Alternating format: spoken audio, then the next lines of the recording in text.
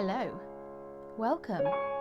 Please grab your drink, take a seat, and enjoy a cup of terror with me, Stephanie Valentine.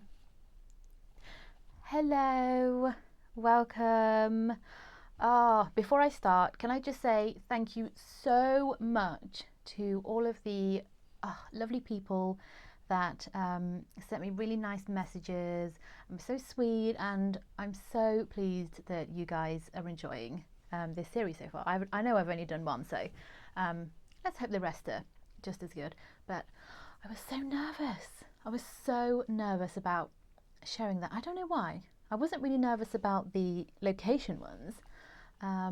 Maybe because I've wanted to do this for so long, and it just felt really, I don't know. But I'm so glad I've done it, and I'm so glad that you guys enjoyed it. So yes, let's get into today's case. And it's quite a well-known case if you are into true crime. But if you don't know it, I hope you enjoy it. A German spy, an unfortunate accident, a missing prostitute, a ritualistic black magic killing. They are all theories connected to this week's Cup of Terror. Who put Bella in the wych elm? Now let's go all the way back to the 18th of April 1943. This is during World War II. War had been raging throughout Europe now for 4 years. 4 boys were walking through Hagley Wood in Worcestershire, and they were there poaching, predominantly looking for birds' nests where they would take the eggs and then sell them on to make a bit of extra money. Now the boys came across a large wych elm tree, and they thought that that might be a good place to find a bird's nest. So one of them climbs up the tree, looks down into the hollow trunk, and he sees a little flash of white. So he reaches in and pulls out a skull. Now, at first he thinks it's an animal skull, but he quickly realizes that it's still got human hair kind of stuck to it, and it had teeth, human teeth. So these boys, they're freaking out, obviously. I mean, God, you would if you found a skull with bits of hair and teeth still intact. So they're wondering what to do, and they realise that they can't really call the police because these boys, they're technically not supposed to be in these woods. Now, Hagley Wood is part of Hagley Hall Estate, and it's private land. So these boys were trespassing, and they didn't want to call the police because they knew that they'd get into trouble. So they put the skull back in the tree, and they make an agreement to not say a word about this to anyone. And off they go their separate ways. Now, one of the boys, Tommy Willits, he just felt really uncomfortable, just really quite freaked out. I mean, you would, wouldn't you, about what he and his friends had found. So that night he ended up telling his parents, and the police were called out. So the police go and they investigate the scene, and they find an almost complete skeleton in this tree. The only thing that was missing was one of its hands. They also find a shoe, a fake gold wedding ring, and bits of clothing. Now, not too far from the tree, they find, just scattered all around, remains of a hand. And the police, they were probably thinking that this might be quite an easy body skeleton to identify because it still had hair and still had teeth. So off it was sent to the pathologist, who was Professor James Webster, and he examined the body, and he found that it belonged to a woman of around 35 years old, and she was quite a small woman at around 5 foot tall, and this woman had given birth at one point in her life. Now, he also found that this woman had been dead for around 18 months. So a year and a half, 18 months, this poor woman had been just stuffed in this tree, and if these boys hadn't found her, God knows how long she would have been there, if she would have even been found at all. Now, Professor Webster also found a piece of taffeta down her mouth and down her throat, which suggested that she had been suffocated. And he also concluded that the killing must have taken place and then the body put in the tree quite soon after that, because once rigor mortis had set in, it would have been pretty hard to get the body to fit into the tree once it was so stiff. So the police, they start their investigation. And like I said, the skull still had bits of hair, and it also had many of its teeth. And the teeth were actually quite protruding, so they were really distinctive looking. So they contacted dentists all over the country, hoping that somebody would recognize this physical feature and be able to identify her. Unfortunately, they had no luck on the dental records. So they move over to the missing persons reports, and again, nothing. I mean, you know, this is during World War II. A lot of people are being reported missing. And also some people, for whatever reason, they obviously had their own reasons, they hadn't reported their loved ones missing. So unfortunately, once again, the police hit a dead end. So the police, no luck. No new leads. Nobody had come forward to identify her. Nobody had even reported her missing. And, you know, sadly, because there were no developments in this case, it soon turned cold until the graffiti that started appearing around 6 months later. So the first one appeared on the side of a house, and it said, "Who put Lubella down the wych elm?" And from then on, other graffiti started appearing all around Hagley and Birmingham, and it kind of varied a little bit. Some said, "Who put Bella down the wych elm?" and then others just said, "Hagley Wood Bella." So the police are thinking, oh, okay, new lead. We might have something here. So they go and look for the graffiti artist, and they want to find them because they've named this woman. They've given her a name, so they're assuming that they know who the victim is. But once again, it's the police just not having any luck in this case, and they don't come across anything. No luck, nothing. Now this graffiti would actually keep appearing throughout the decades, and the last time it appeared was in 1999, and it appeared in Birmingham on the side of an obelisk, and it said, "Who put Bella in the wych elm?" So a little bit different. And witch, instead of being spelt W-Y-C-H, it was spelt witch, like, you know, witchy witch. And that was the last time it appeared. Whether it's the person who was involved or somebody who knew about it, we don't know. So let's get on to the theories linked to this case. And there are lots and lots of theories. So the first one we're going to talk about, and one that was very popular at the time, was that Bella was the victim of witchcraft. And she was a victim of some sort of occult ritual or black magic ceremony. So this theory was put forward in 1945 by Margaret Murray, and she was an anthropologist and archaeologist at University College London. Now, she believed that Bella had been killed in an occult ritual, and she had her hand removed, and the hand was removed to be used as a hand of glory. Now, I want to do a video actually on hand of glory. Glories? Hands of glory? Hand of Glories, whatever the plural is of that. I really want to do a video on it. It's so fascinating. They're quite creepy.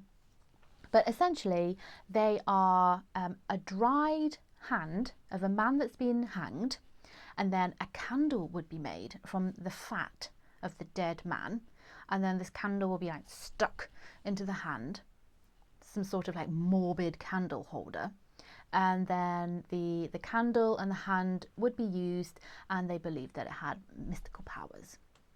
The problem with this theory, though, was that traditionally, a hand of glory had to come from a man, and specifically a man who had been hanged at the gallows. And you had to lop the hand off while he was still hanging, very soon after death, in order to get the power. So that theory doesn't really hold up once you kind of look into the details more. There was a murder, though, that took place around the same time, 14th of February, Valentine's Day in 1945, that kind of increased the public's frenzy when it came to witchcraft. Now, in Lower Quinton in Warwickshire, a man called Charles Walton had been murdered. And side note, Lower Quinton is not that far from Long Compton, which was last week's Cup of Terror. And that also included witchcraft, if you remember, if you watched that one. So Charles, he had been found with his throat slashed, and he'd been skewered with a pitchfork. And many, many people believed that Satanism and witchcraft was involved. I won't talk too much about this case because otherwise we'll be here all day, but I do want to do a video on that case because it's so interesting. So that was kind of a popular theory, witchcraft, but not really too much evidence to support that. And also investigators working the scene, they said that the reason that the remains of the hand had been scattered was most likely because of wild animals. You know, a fox perhaps had come across the body and thought, oh, dinner, grabbed the hand and kind of ran off and was spread that way, which sounds more likely, doesn't it? Now, another theory was that Bella was actually a missing prostitute. Now, in 1944, a prostitute, she actually put in a missing persons report for a fellow prostitute who had gone missing 3 years earlier. And this prostitute's name was Bella. And the timeline coincided with when the body in the tree would have been killed. So the police didn't really, whether they couldn't look too much into it because they didn't have much evidence or what, you know, nothing came of it, sadly. But as we know, unfortunately, whenever prostitutes or sex workers are involved, well, come on, the police aren't really that interested, are they? You know, they don't really tend to pay too much attention to those sorts of cases. So whether they even cared to look into this, who knows? I won't get into that rant. We'll be here all day as well. But that's another theory that was put forward. Now, in 1953, a lady called Anna, she contacted a newspaper, the Wolverhampton Express and Star, and she claimed that she knew who Bella was and what she was doing. They met up with her, and it turned out that Anna was actually a woman called Una Mossop. And Una claimed that her husband Jack, who used to be a pilot, that he had admitted to being involved with this crime. Now, there seem to be two versions of this theory. So the first one, they both take place kind of March, April time, 1941. So the first version of this theory is that Jack had got himself involved in a spy ring. So remember, this is during World War II. And Jack was working at a munitions factory, and he'd been passing on information about the location of these factories to the Germans for them to then target. And Jack had been working with a Dutchman called Van Ralt, and they'd gone out drinking, and when Jack turned up, Van Ralt was arguing with a fellow Dutch person, Bella, and the argument was quite bad, so they got Jack to drive them home. Unfortunately, in the car, the argument got so bad that Van Ralt actually ended up strangling Bella. So he told Jack, go drive to these woods, and he made him help him carry her body to the tree and put her there. And that was how Bella ended up in the tree, and that she was involved in this spy ring as well. Now, the other version of this theory is that Jack was friends with this Dutchman called Van Ralt, and they'd been at a pub drinking, and Bella was there as well. And, they got quite drunk, Bella in particular. So they drove home, and Bella passed out in the car because she was that drunk. And for some reason, Van Ralt had this great idea of putting her in the tree to teach her a lesson. So when she woke up, she would see the error of her ways. I'm not quite sure what this lesson would be, but when she woke up, she couldn't get out of the tree and subsequently died. Now, whichever theory is true, both of them might not be true. We'll discuss that in a minute. But after this event, Jack he wasn't doing good.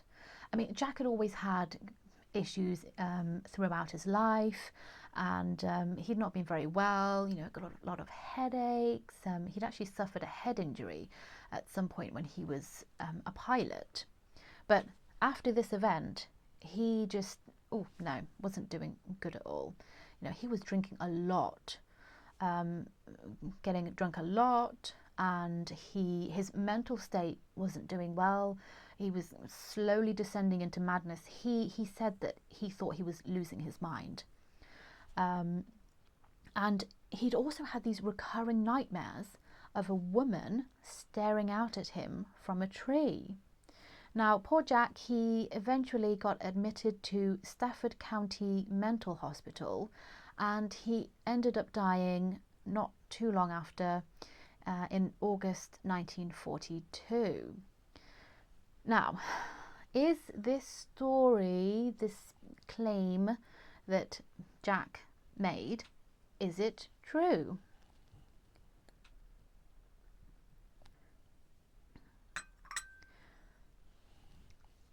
First of all, we knew Jack wasn't doing well. Could he have just made this up? Like when he was drunk, for example? We know he was having these nightmares. So maybe he'd had these nightmares and then just kind of thought he'd done this, or made up this event, this murder. Is Una? Is she? Are we able to trust her? The interesting thing is that Una didn't come forward with this information for nearly a decade.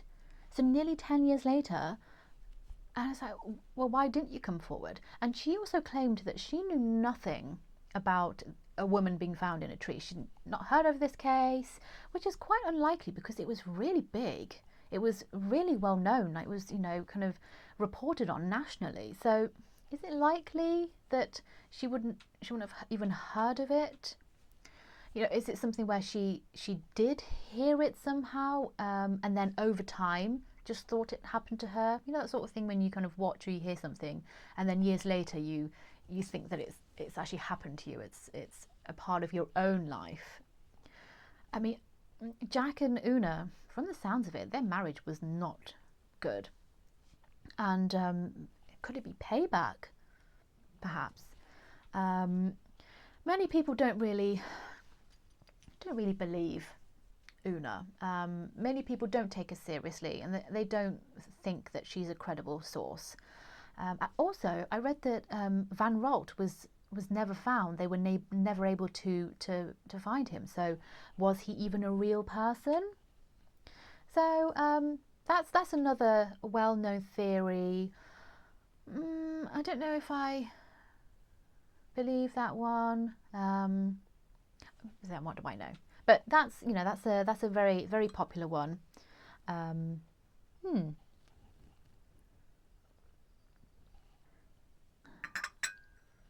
Now let's get on to the spy theory. This one is very interesting. So in 1941, a German spy called Joseph Jacobs parachuted into Cambridgeshire, and he ended up breaking his ankle and wasn't able to escape, and he got captured by the Home Guard. Now, when they searched him, they actually found a photo of a German actress and cabaret singer, Clara Bauer. I'm not sure if I'm saying her name right. I'm terrible with names. I'm so sorry. I will put it up on screen though, so you can see how it's actually supposed to be spelt. So Joseph claimed that she was his lover and that she'd been recruited by the Nazis because a few years prior she'd actually worked over in England in the West Midlands, and she was able to speak English with a Birmingham accent. And she was also due to parachute into the area in 1941, around the same time as when the body would have been killed. Parachuted in, and there was no trace of her. She disappeared. Now the problem with this theory, basically this theory has been completely debunked. Okay, so let's discuss that. First of all, Joseph Jacobs, he was actually working for the Abwehr, which is the German military intelligence. A lot of people think that he was a Gestapo agent, and he definitely wasn't. And so yes, he was parachuting over. Now, Clara, there's no evidence of her ever having worked in England, first of all, and she wasn't recruited by the Nazis. She was, however, being considered by the Abwehr for a mission which would involve coming over to England as well. But she wouldn't be sent over until Joseph Jacobs had contacted them and told them that he'd arrived there safely. And as we know, the Home Guard captured him.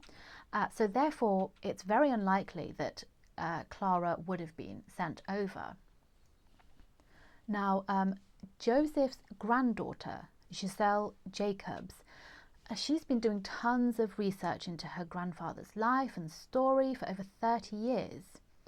She was looking into this, obviously, and in 2016, she discovered that Clara had died in Berlin on the 12th of December 1942. So there's absolutely no way that Clara could be Bella, because she died in Berlin. There was, her death registration proof. So that theory has basically been completely debunked. And an interesting side note, actually, did you know that Joseph Jacobs was the last person to be executed at the Tower of London? He was convicted of espionage, and he was executed by a military firing squad. And Giselle's website and blog is amazing, by the way. Oh my gosh, there's so much information and history and detail. I highly recommend visiting that site if you're interested in this case. It's just brilliant, and it sheds so much light on many of the theories. I'll put a link in the description if you want to go and look into it. You're probably wondering, why don't they just do a DNA test? Surely modern science would be able to come up with some more information, something for us to work on. Unfortunately, they can't. Now, this case was officially closed in 2009, And that is when they discovered that Bella's bones had disappeared. Gone. This case just, whew.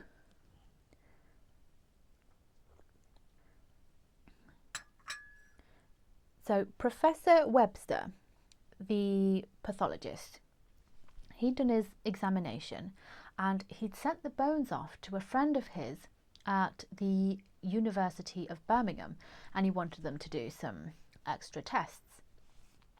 Now, after that, we have no idea where these bones are. There's no documentation, no record, no trace. They've just disappeared. And they're not the sort of thing that you can just easily misplace or accidentally take home with you. You know, it's not like, oops, sorry, I borrowed your pen, took it home with me, I'll return it to you. It's like, it's a whole bloomin' skeleton. So where is it? Did someone take it deliberately? I mean, if Bella was just an ordinary woman, who would have wanted to take those bones?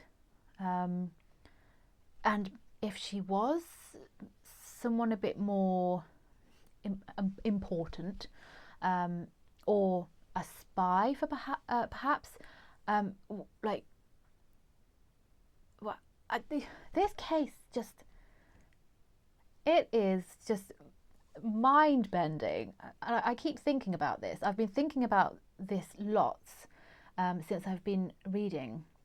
Like, sorry, I'm going to be here. I'm just going to be sat here. This is an impression of me, by the way, just every so often. And I'll be stood there or sat there for 10 minutes because I'm trying to think about this case. So, is it a cover-up? Who blooming knows? Nobody, apparently. So, unless somebody does have the bones and they come forward with them, or they've got some sort of definitive proof or evidence, I don't think we'll ever know who our mysterious poor Bella is.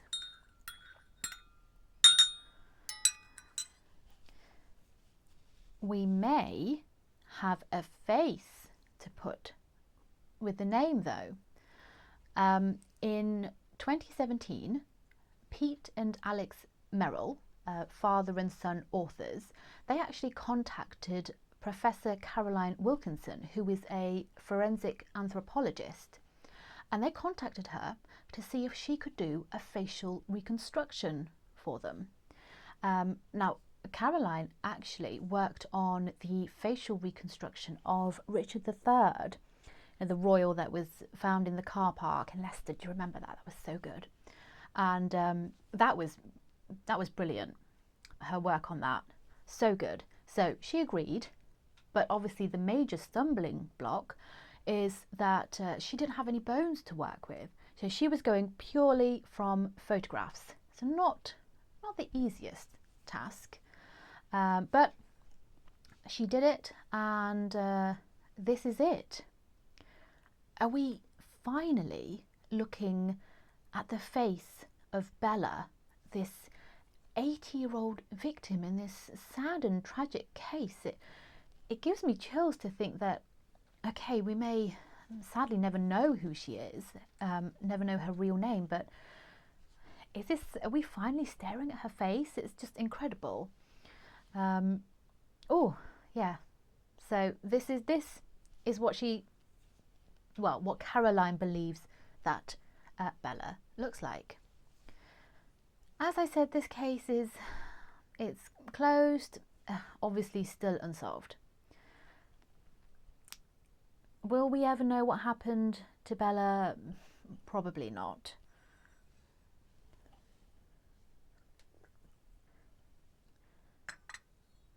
You know, this case has just continued to mystify us over the decades. You know, the theories have just kind of continued to grow, and people are constantly arguing over what they believed happened and who they believe Bella is. You know, in 2021, we're still talking about this case. We're still fascinated by it. But it is incredibly sad and incredibly tragic. You know, this poor unidentified woman just killed and stuffed in this tree, and we will never know who she is. She'll never get the justice that she deserves. She'll never get the peace that she deserves, and it's awful. It's really awful.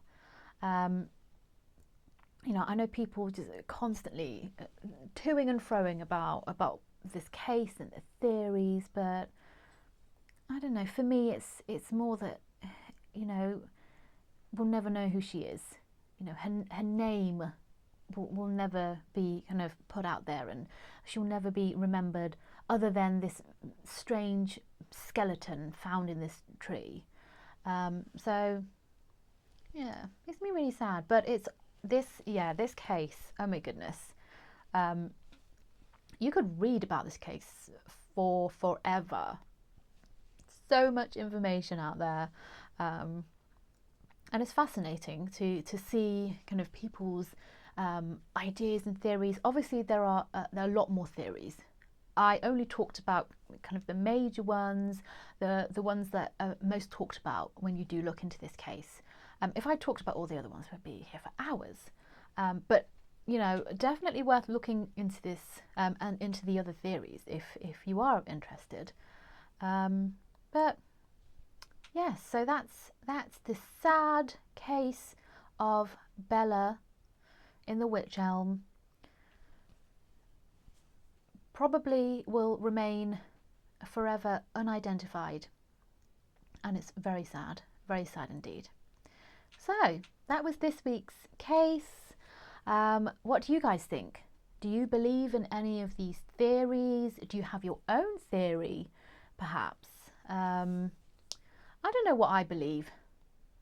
We definitely know that she's not a spy, so she's not Clara, the one who came over here to work in England. I should have mentioned another kind of definitive kind of proof that she definitely wasn't Bella was that Clara was a tall woman. She was about 6 foot tall, and Bella, as we know, was only 5 foot. So that's like almost a whole foot. Not something that you can really mistake. You know, not a couple of inches that you think, well, we're about there. So that theory is definitely, you know, debunked. But you know, people still believe in it. And the witchcraft one, obviously, it's fascinating, and the Hand of Glory and occult ceremony. Is it likely? I'm not sure again. But so I don't really know. I don't really know what I think, even after having looked into this case so much. I don't know. My brain is just hurting thinking about it. But thank you guys so much for hanging out with me again today. I hope you enjoyed today's case. It's very interesting, isn't it? And but sad at the same time. Very tragic. But I hope you enjoyed it. And I'm going to get working on the next cup of terror. So until next time. Bye.